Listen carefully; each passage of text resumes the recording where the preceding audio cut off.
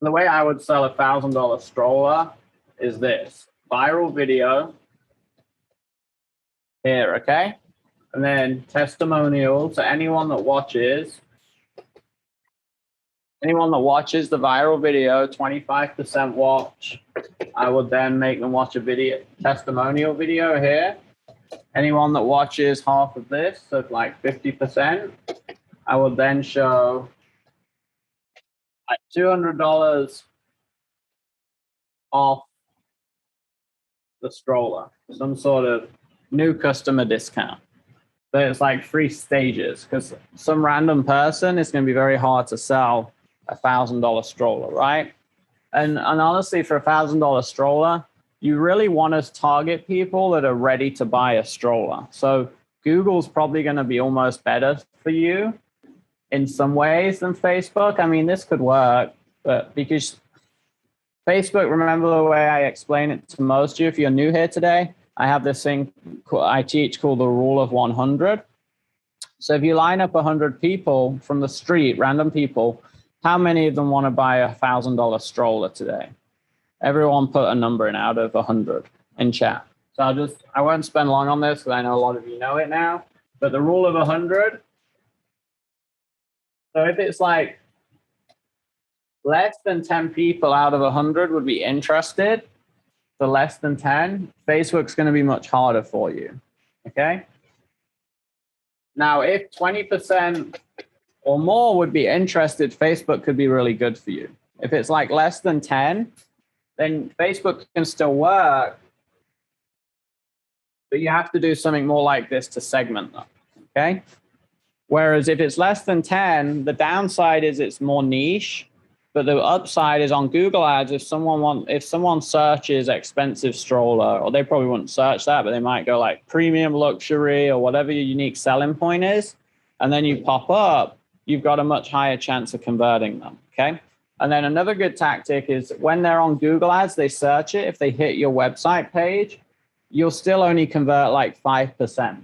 So the other 95%, you put in right here.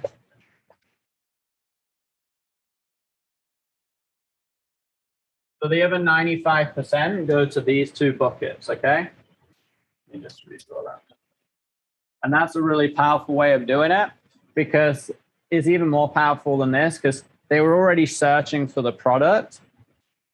You'll get 100 people to the store, 5 will maybe buy right away, 95 won't. They're going to browse around, look at strollers, speak to their spouse. But you, I guarantee, will be one of maybe 2 or 3 brands that now you're showing them testimonials and a coupon. You will win over most of those customers because no other brand will do this.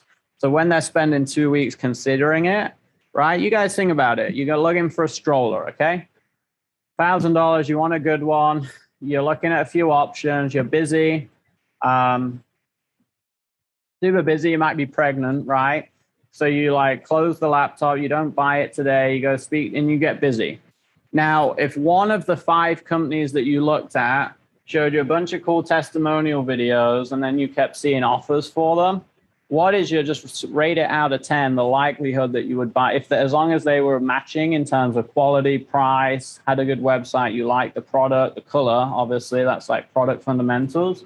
What is the chance out of 10 you would buy from that company versus the other 4 that you forgot about that saved on a notepad somewhere, right? Or in a browser history.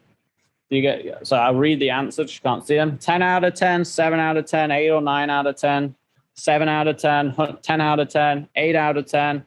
So you see how powerful that is doing that versus every other company. And that is a perfect example of like more advanced marketing, what I do for companies to separate them, right? And that's like a perfect example of that first question on bottom of funnel. Like that is bottom and middle of funnel done perfectly. Because it was like search intent, someone was interested, didn't buy, high ticket, and now you're showing them a bunch of social proof, which is the strongest type of content, with a then followed by another coupon. Like they are primed to buy. Okay. Could you add a podcast to middle of funnel? Yeah, podcast is awesome. Podcast is like the best way, not for like a no one's going to listen to like a 2-hour podcast on a stroller. It's more like visual, or they want to see it from like genuine new parents, right? Like, oh my God, I was worried about buying the stroller. I was stressed. I was pregnant. There's all these options. It was so overwhelming. $1,000. It was so risky.